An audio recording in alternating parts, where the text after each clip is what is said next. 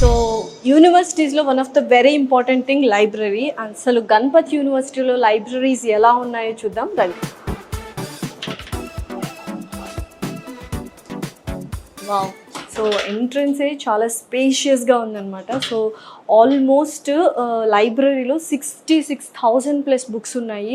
ఈ జర్నల్స్ కావచ్చు అండ్ పెద్ద పెద్ద కంపెనీస్తో టైఅప్ అయిన ఆ రిసోర్సెస్ పబ్లిషర్స్ ఉన్న బుక్స్ కూడా ఇక్కడ అవైలబుల్గా ఉన్నాయి. 12 లైబ్రరీస్ ఉన్నాయన్నమాట. సో మనం ఇక్కడ స్కాన్ చేసుకుంటే దానికి సంబంధించిన బుక్స్ ఏవైతే ఉన్నాయో పీడిఎఫ్లో డౌన్లోడ్ చేసుకొని కూడా మనం చూడొచ్చు. ఫర్ ఎగ్జాంపుల్ IEEE కావచ్చు, JCAT కావచ్చు, స్ప్రింగర్ కావచ్చు, కేహబ్ కావచ్చు. సో ప్రతి ఒక్కటి మనకు ఈ జర్నల్స్లో అండ్ ఈ బుక్స్ ఏవైతే మనకు కావాలి అనుకుంటామో చక్కగా అక్కడ స్కాన్ చేసుకొని PDF డౌన్లోడ్ చేసుకొని చదువుకోవచ్చు.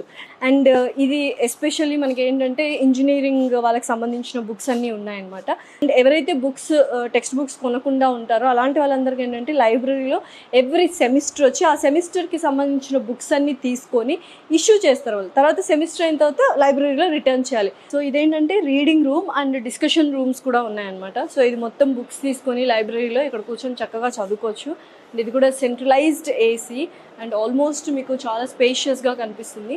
లైబ్రరీ ఎవ్రీ డే 11 వరకు అంటే నైట్ 11 వరకు ఓపెన్ ఉంటుంది. మీరు ఎప్పుడైనా వచ్చి బుక్స్ తీసుకోవచ్చు అనమాట.